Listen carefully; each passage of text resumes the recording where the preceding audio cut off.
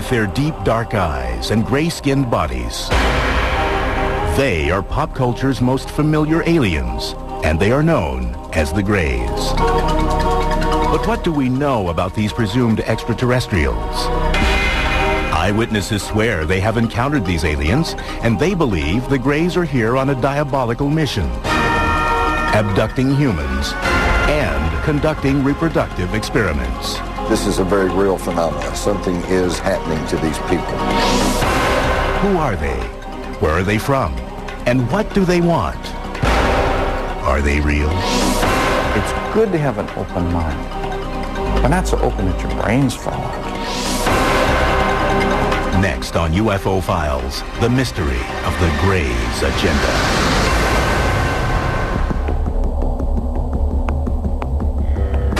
The Greys. They are depicted in books, magazines, and in the movies. They are commonly described as being about 4 feet tall, with huge bald heads that sit on gray, frail, hairless bodies. These creatures have small noses, or no noses at all, slits for mouths, no ears or visible reproductive organs, and very distinctive eyes. They come to a point, not actually a point, but they just come up like almonds, big almonds. Almost a black, dark brown. They're dark. Those who maintain that extraterrestrials do exist often portray Greys as the bad guys of the alien world. The Greys, from what I know, are just like the worker bees.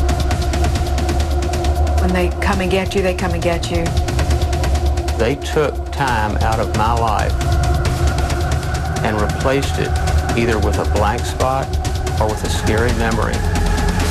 If there are Greys or any other alien species, and they're here, what do they really want? What is their agenda? An effort to create an offspring race that perhaps had the best qualities of humanity and the best qualities of these alien beings.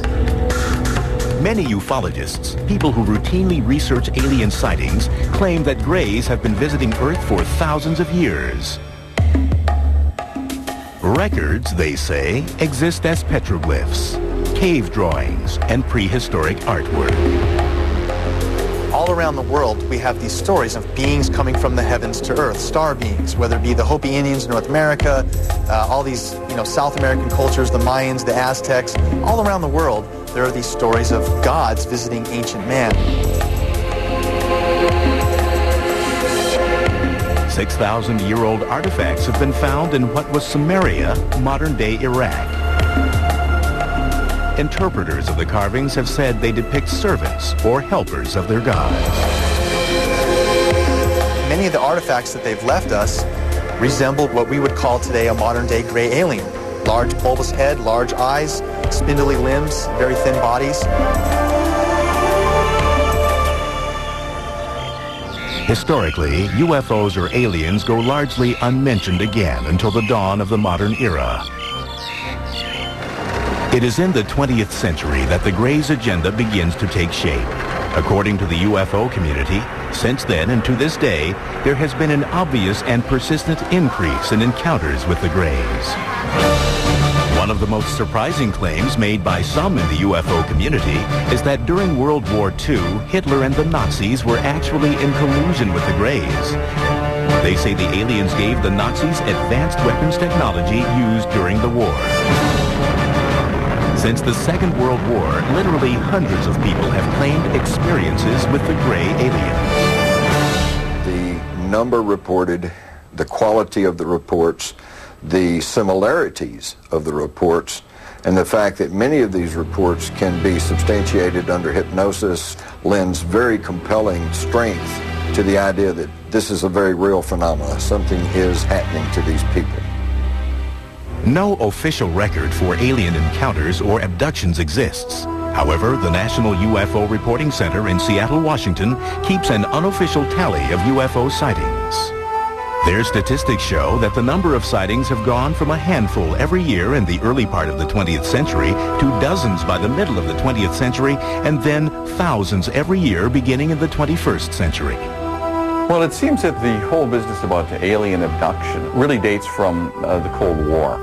Back when there were UFOs, unidentified flying objects being spotted, and there was all these international tensions after the Second World War.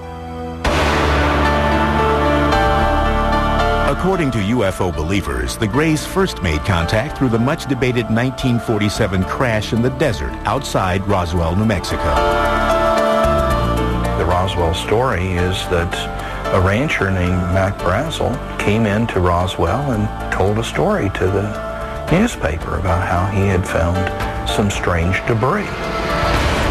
And from that incident, the Roswell incident, we've now got an elaborate story that many of the American public think is a story of flying saucer wreckage and perhaps little alien greys whose corpses were scattered about, some of whom may have survived alive and are hidden away at some secret facility. The official U.S. government position?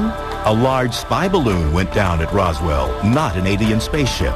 It was part of a secret project designed to detect emissions from Soviet nuclear tests. Ufologists believe otherwise. The Roswell story has been debated by a lot of people. But one thing that we know is that something came down about 75 miles north of Roswell Army Airfield in the summer of 1947. This was investigated by the 509th Bomber Unit's Chief Intelligence Officer, who was Captain Jesse Marcel. We know that some of this debris was taken back to the Army Air Base. We know that Marcel and the Army Air Base commander, Colonel Blanchard, thought that this was material from a flying disc. And we know that they thought this because a press release went out immediately announcing that the U.S. Army recovered one of the infamous flying discs that was in the news at that time. In the years since the Roswell incident, advocates argue that all contact between the Greys and the government have been kept top secret, despite repeated official government denials that a UFO crashed in the New Mexico desert. The stories won't die. There are now more than 400 individuals on the public record who said, I was there, I picked up pieces, I saw pieces of wreckage, I saw the craft, I saw the bodies. So Roswell is simply a question of belief. Who do you choose to believe?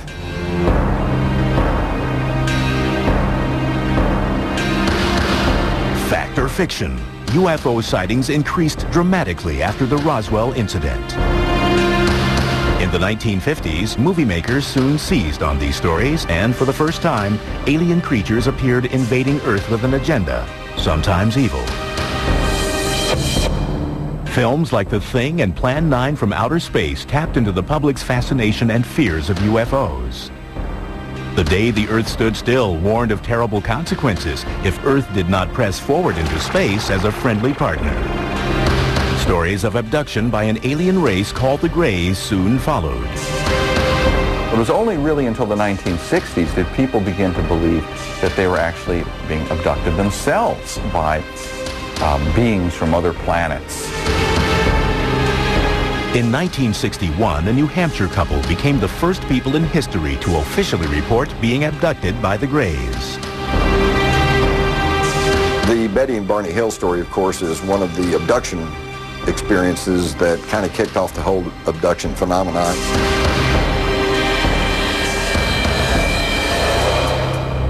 When we come back, Betty Hill, in her last on-camera interview, recounts what the Greys did to her and her husband. I didn't know where they were from, but I knew they were not from this planet.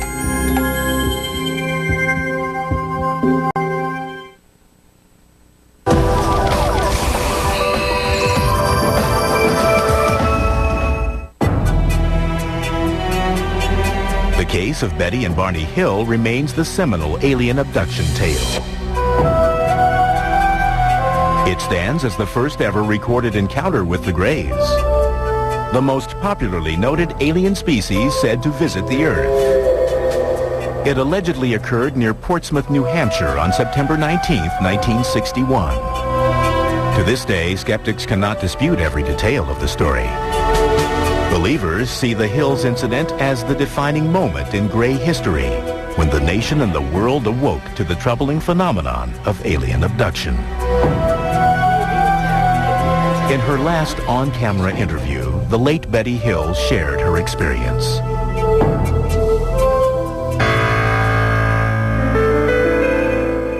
My husband Barney and I are returning from Montreal, Canada. We're traveling down through the White Mountains of New Hampshire when we suddenly spot what we thought was a new star in the sky. And as we watched this, it changed direction and came in towards us. Barney pulled over, grabbed a pair of binoculars, and stepped out of the car to get a closer look at the menacing flying object. Betty Hill's niece, Kathy Martin, was a teenager when this incident occurred. At that time, through the binoculars, he saw the leader, what he called the leader, and crew members. There were people looking down at him. And as he's watching, it began to descend.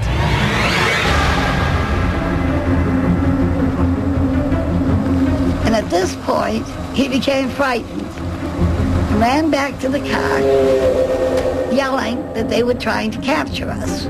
She was screaming to him, "Barney, you damn fool, come back here. Get back here." They sped off. A short while later, they heard a buzzing sound. They turned onto a logging road and stopped.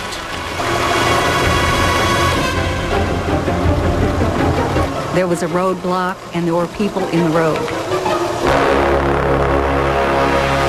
The people approached the car, and they realized at that point that they were not human, that they were the people that Barney had seen in the UFO. This is where their memory lapsed. The next thing they fully consciously remembered was they were driving down the highway again, and they proceeded home. When the Hills noticed the time, they realized that about 2 hours had elapsed that neither of them could account for. That was just the beginning of a mystery that would soon unravel. For nearly 2 years after their experience, the Hills had troubling nightmares. They went to several medical specialists and eventually were referred to Dr. Benjamin Simon, a highly respected Boston psychiatrist and neurologist with an extensive background in hypnotic therapy. Dr. Simon told us these UFO people had caused us to have amnesia. And Dr. Simon removed the amnesia so that we could remember clearly all that had happened. They took us on board the craft, their craft. And we were taken into separate rooms. They were very human looking. They had 2 arms, 2 legs. The only difference basically were the facial features. The noses were very, very small. Almost no nose. Small lips, small nose.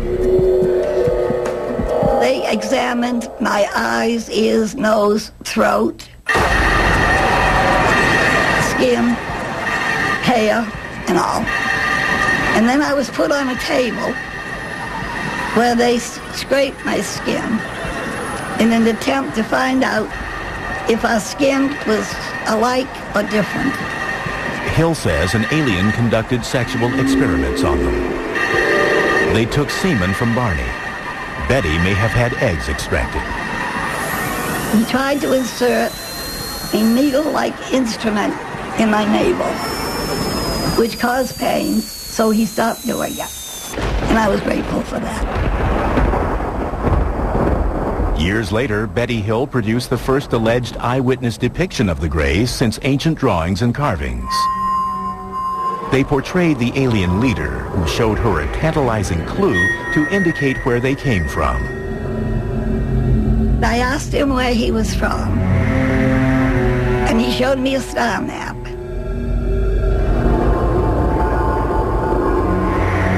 In a hypnotherapy session, a few years after her encounter, Betty drew a map of an alien star system. At the time, experts could not identify it. But then, in 1966, Marjorie Fish, an enterprising ufologist and amateur astronomer, became fascinated by Betty Hill's star map. Fish spent the next 7 years examining the map and constructing models, trying to match it to a known star system. It was only later, when a new star was discovered,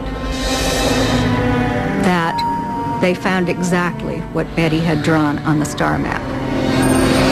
In 1973, after reviewing 23 star models, Marjorie Fish claimed to have found a fit. She declared that Betty Hill had drawn a star system some 40 light years from Earth, Zeta Reticuli. At the California Institute of Technology, Dr. Charles Beichman, one of the world's foremost astronomers, examined Zeta Reticuli. We have no way to possibly travel that far. We don't know of any way for any solid vehicle to go that sort of a distance. But relatively speaking, within the scale of the galaxy, it's a very nearby star. In a conventional Earth-based space shuttle, it would take nearly 1.5 million years to reach Zeta Reticuli. In addition to his duties with the California Institute of Technology and the Jet Propulsion Lab, Dr. Beichman is a leading member of NASA's Origins program. Their mission is to probe space for signs of life. He concedes that life is possible in the universe, maybe even on Zeta Reticuli. Here we're looking at the two stars in the Zeta Reticulum system, about 40 light years away. The binary stars could well have planets around stars like this. The system is old enough that, in fact, you could have a stable life having evolved on any habitable planets in those systems. Again, prospects good. What do we know today? Nothing. With just tantalizing evidence, but no definitive proof that the Greys actually come from Zeta Reticuli, Betty Hill's case continues to be hotly debated. However, skeptics and believers can agree that since that night in September 1961, hundreds of alien abductions have been reported. Just as a disease is contagious, so can an idea be contagious and spread from person to person. Did Betty Hill really meet aliens from Zeta Reticuli? Did they conduct reproductive experiments as part of an evil agenda? Are the people claiming to have been abducted reporting the truth? They're dreaming with their eyes open. So they have these hypnopompic, or upon awakening, hallucinations. That's the tactile sensations, the lights, the buzzing, and especially the sense of presence. So many times the debunkers try to explain abductions as people simply mimicking and repeating stories that have been passed around over the years. Well, here's some people who had nothing to go by. Nobody had ever reported this, and yet their abduction experience is remarkably similar to what we hear from people even to this very day.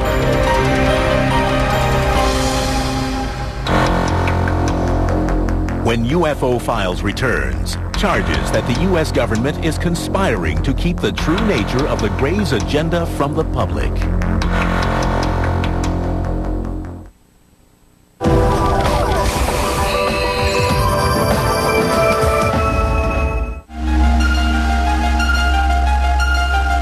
When the Betty and Barney Hill abduction story broke in the 1960s and was soon followed by many more, the general public became entranced with the idea that alien spaceships were visiting Earth and that extraterrestrials, known as the Greys, were abducting humans. But in 1969, the U.S. Air Force dismissed the accounts in an investigation codenamed Project Blue Book. The report concluded UFOs constituted no direct threat to the United States, and reports of unidentified flying objects were the result of a mild form of mass hysteria, or, quote, war nerves. hoaxers, publicity seekers, psychopathological persons, and the misidentification of various conventional objects. There's nothing in the records which would indicate that we have been visited by any advanced civilization. With that, the U.S. Air Force declared the case closed. However, ufologists were not swayed by Project Blue Book then, and many still believe that the U.S. government has been involved in a cover-up of cosmic proportions since the Roswell case. It really has to be said that Blue Book was nothing more than a PR effort by the Air Force to explain away UFO phenomenon. I think early on in the 40s and 50s, when they began to learn, they meaning the government, that UFOs, extraterrestrials, were probably a reality, I think it scared them to death because, number one, they feared public panic, disruption of the social systems, religious systems, and they were loath to admit that they could not control the skies over the nation.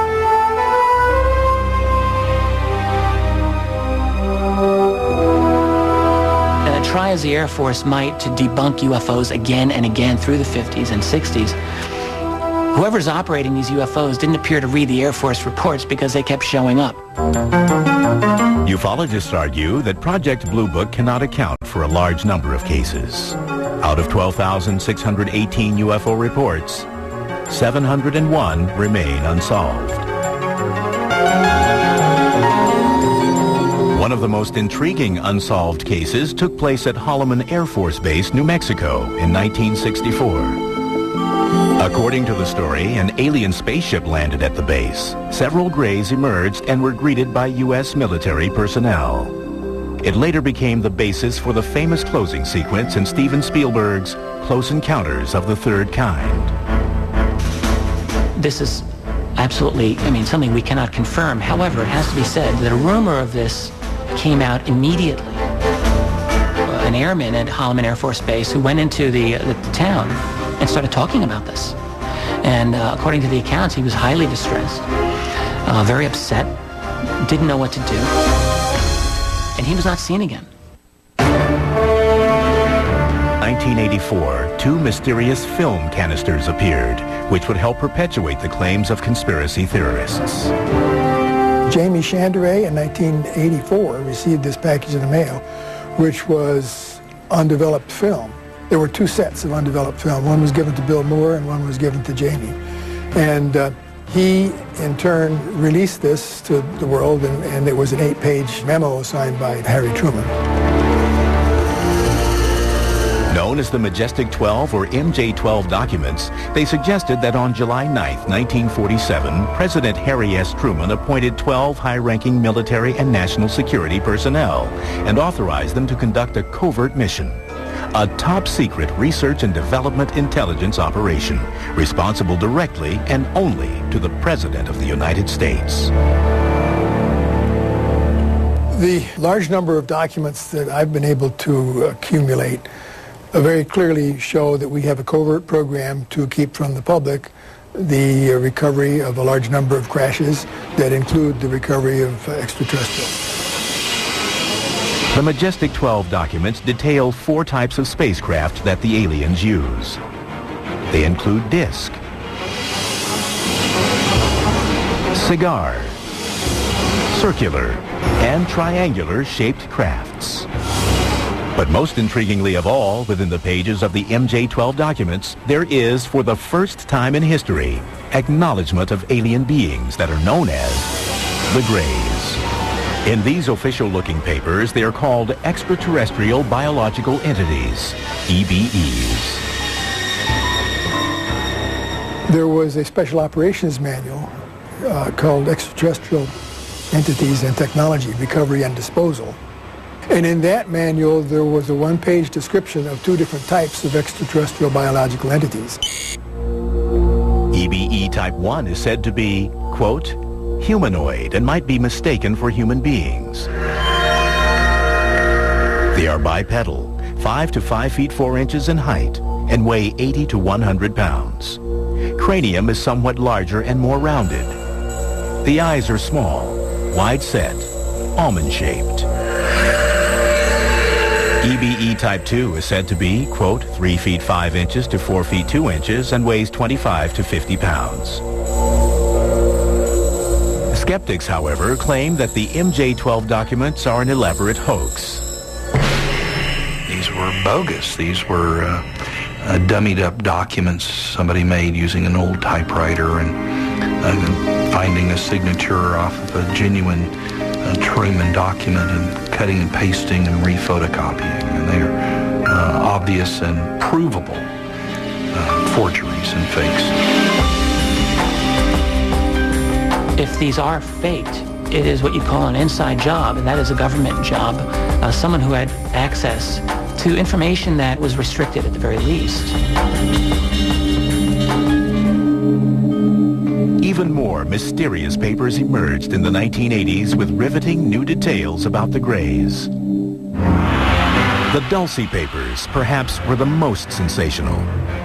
Released in 1987, they allege that the U.S. government is actually in collusion with the Greys in exchange for highly advanced technology. These unsubstantiated documents allege there is an underground facility somewhere in the New Mexico desert where the Greys are secretly enacting their evil agenda. They're using us for breeding because they have fertility problems. We don't know how they reproduce. We know they don't have genitals. Those who subscribe to this theory say the Greys abduct young, pregnant women. Then within the first 3 months, first trimester, the pregnancy spontaneously just terminates. There's no bleeding, there's no spontaneous abortion, there's no regular abortion, there's none of that, and all of a sudden, it stops. Believers say the extraterrestrials extract the unborn child from the victims and use them for their alien-human hybrid program.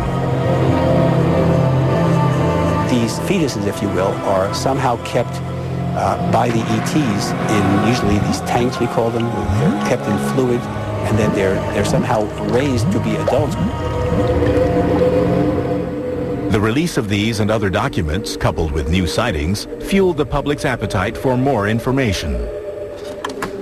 People alerted to the phenomenon looked to the skies for signs of mysterious crafts and beings from an alien planet.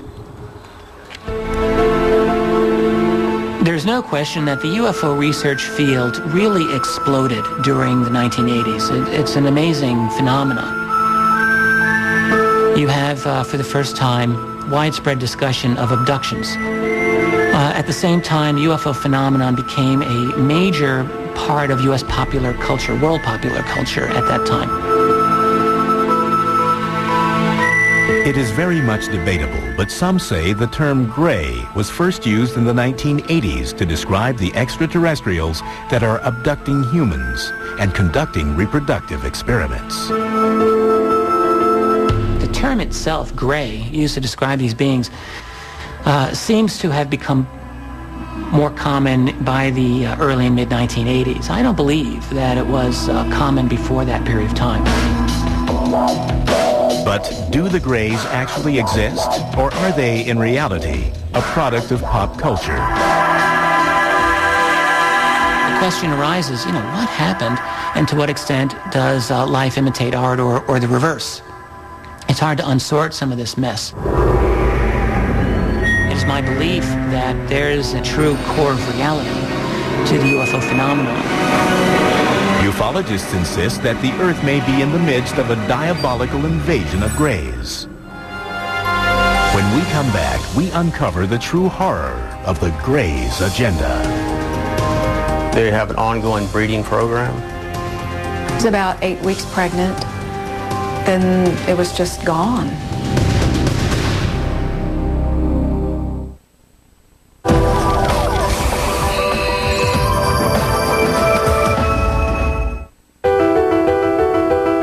As the 21st century unfolds, the numbers of alleged gray alien abductions, according to members of the UFO community, are rising.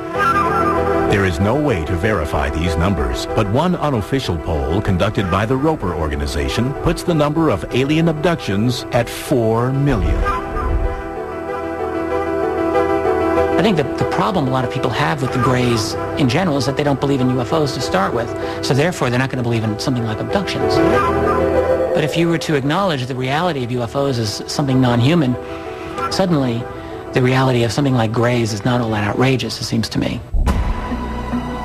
Eyewitnesses who swear they have encountered Greys are the primary source for all the information about these extraterrestrials. They report some commonalities that may reveal the true nature of the aliens' agenda. There's always a light that comes from nowhere. It's either like an amber or a blue.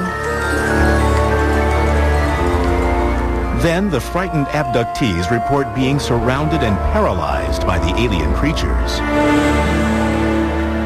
They're not just making you immobile. They put you almost in like a comatose state.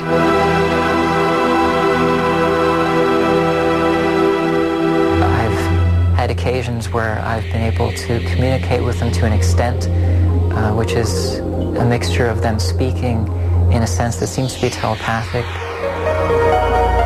Some even claim the Greys will often whisk their human prize away into space. And you find yourself in, for lack of a better word, an alien environment where there's lots of light, everything is very... Poetic is almost the word to use to describe the environment because it feels very surreal. Abductees say that once on board, the Greys perform medical examinations, which some describe as being extremely painful. There were experiences which to me suggested that there was a biological, reproductive element of my experiences, and that's commonly widespread. So I'm not ashamed in reporting that. If the Greys are actually here, what's their real agenda? A lot of people think that they're coming to totally destroy us, and some people think that, and some people think that there are others coming to help us not be destroyed.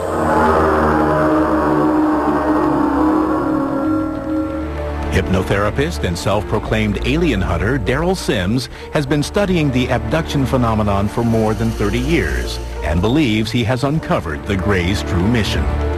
He specializes in recovering repressed traumatic memories from people who claim to have been abducted by aliens. One of the things you would do in the beginning with these people is to relax them completely, and the tone of my voice changes totally. Just focus on the sound of my voice. You'll find the sound of my voice causing your eyes to get heavier. The sound of my voice will comfort you. It'll protect you. And it's okay for you to relax completely. One of his clients, Donna Lee, is the president of the Houston UFO Network. She believes she has been abducted many times by the Greys. In the course of hypnotherapy sessions with Daryl Sims, she has recalled numerous terrifying encounters. She even believes the Greys took her unborn child. I never had anything involved that would have been a miscarriage. I was about 8 weeks pregnant. Then it was just gone. I mean, I did not have the bleeding that's involved. Nothing. In a later regression session, Lee recalled being in a brightly lit, sterile room. They brought a young girl into the room and left her there with me. And she was a hybrid, what we consider a hybrid, although she looked a lot like me. Her hair was, she had really bad hair though, but she looked a lot like me. And she was about the age that my child would have been at that point. Lee claims the hybrid child was about 9 years old. She sat there. I had that realization in that moment when they left me there with her and she looked at me that I know you. I know you. And it was this very sad, almost overwhelming sadness. For a while, I would still recall that longing for that again. To many experts, accounts of alien abductions are merely a product of an overactive mind. They say under hypnosis, subjects are open to suggestions. What happens under hypnosis is that people will generate imagery that they will often mistake for memories of things that actually happen rather than things that they're just producing. Second point is that when people recover these sorts of quote-unquote memories under these hypnotic regression sessions, they tend to credit them as being true.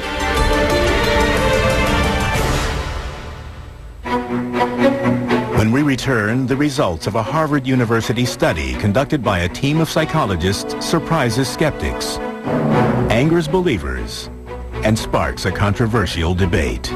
To write them off as fantasy is a dire mistake.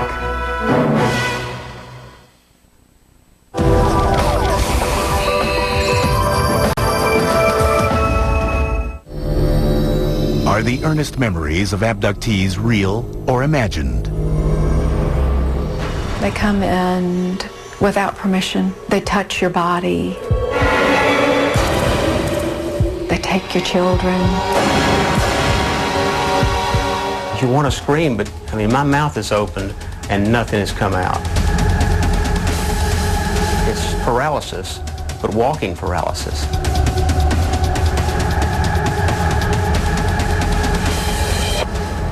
Do the Greys exist?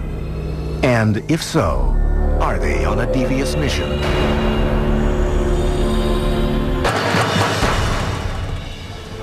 In 2003, a team of psychologists from Harvard University believed they found the answer. Led by Dr. Richard J. McNally, they conducted a unique experiment to measure the physiological responses, like heart rate and perspiration levels, of various types of trauma victims. We wanted to see whether people who've recovered memories of space alien abduction would show the same reactions, post-traumatic-like reactions, as do real trauma patients. Our research group has been studying people with recovered memories of traumatic events. And one of the big challenges that we've had is distinguishing between those individuals who've recovered memories of, for example, childhood sexual abuse, or actually genuine memories, versus memories that were perhaps false memories. Dr. Scott Orr directed the lab tests.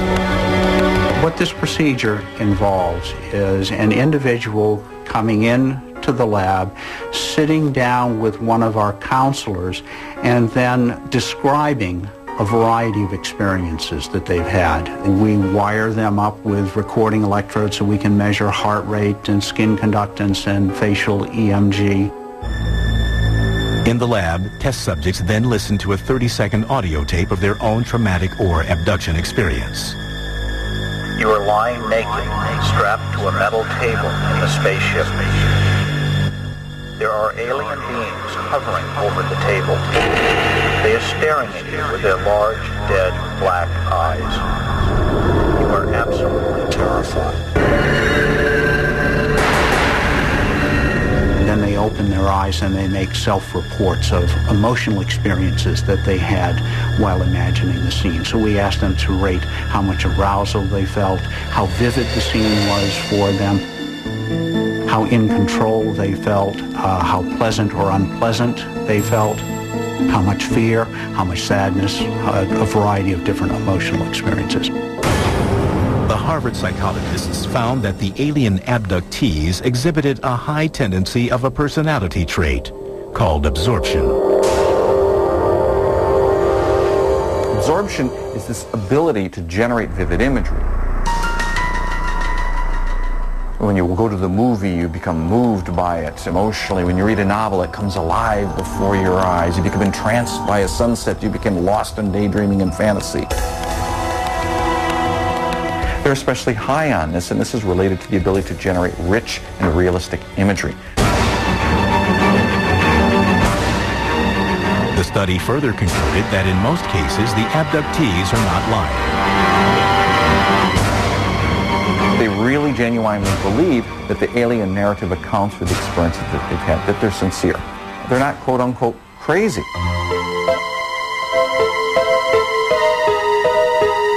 Now, these particular events are sleep paralysis episodes. These things are really normal events. They don't indicate pathology. But what happens during rapid eye movement sleep, REM sleep, the stage of sleep when we do most of our dreaming, we're entirely paralyzed. When you combine all of these things together, you have yourself a space alien abductee. However, a former McNally test subject believes the Harvard study is fatally flawed. It might be that alien encounters do involve an altered state of consciousness, but to write them off as fantasy, I think, is a dire mistake, and that's where he goes wrong. I myself have had sleep paralysis. I know that the sensations are superficially similar to that of alien contact. Although there are similarities, it doesn't go far enough to account for it. But if Boucher and his fellow abductees are right, and the Greys really do exist, then they must come to Earth from somewhere. If not from Zeta Reticuli, then where? It's a 2,500-year-old question, goes back to the ancient Greeks who asked, is there life beyond the Earth? And now we're bringing the tools of 21st century science and technology to answer what simply is a very old question. There ought to be 1, 10, 100, or 1 million intelligent civilizations out there for us to be talking with. People who claim to have been abducted believe that intelligent alien life forms not only exist, but are already here. And they have crossed the cosmos with a purpose. I think the Greys' agenda is to make a better future for their children. I think it's that simple. And I think that part of that agenda entails also ensuring that humanity is also going to continue. I think it's a mutually beneficial agenda. Psychologists maintain, however, that the alien phenomenon is a product of overactive imaginations. The Greys, in my view, are in fact hypnopompic visual hallucinations that occur when people are arising out of a sleep paralysis episode. And their purpose for coming to Earth? They don't have one. They're hallucinations. It's good to have an open mind, but not so open that your brains fall out. Is the Greys' agenda real or imagined? Alien abduction? Fact or fiction? It's still a mystery, just like most abductions. They're never going to tell you why they're here, or who they are, or why they do what they do. Is it possible that ETs exist? I think they're here, and they've been here for a long time.